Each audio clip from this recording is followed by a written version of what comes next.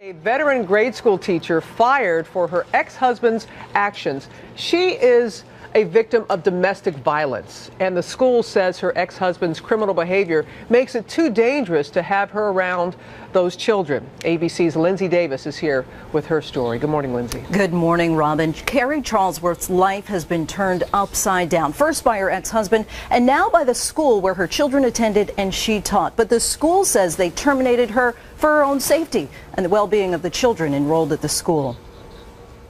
Carie Charlesworth, a devoted mother of four and dedicated school teacher in the Roman Catholic Diocese of San Diego for 14 years. See why people call us the Holy Trinity family. But this morning, Charlesworth is out of a job, and her children have also been banned from attending the school.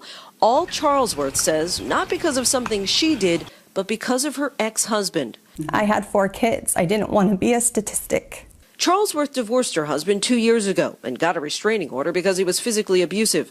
Last January, Charlesworth's ex showed up in Holy Trinity's parking lot. The school went into lockdown. The next day, it put Charlesworth and her children on indefinite leave. I've done everything that they tell a victim of domestic violence to do, and yet I still got punished because he made the choice to show up to school that day.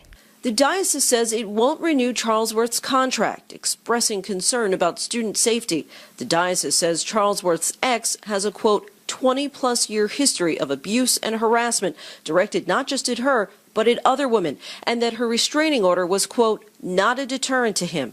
I paid the ultimate price by losing my job. My children lost their school. They didn't get to say goodbye to their friends. I wonder, could they have relocated her to another facility? Could they have worked with her to keep that location confidential so that the abuser wouldn't find her there? Charlesworth and her lawyers say they're exploring options for a possible lawsuit against the San Diego diocese. I have my good days and my bad days. Days where I don't know what I'm going to do. I have 4 kids to take care of, and I'm the only one.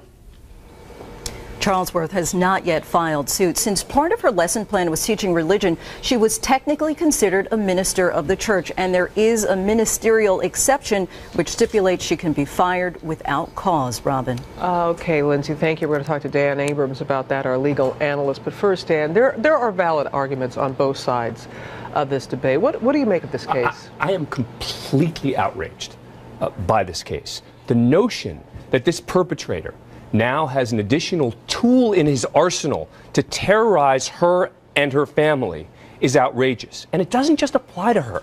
This applies to domestic violence victims around the country.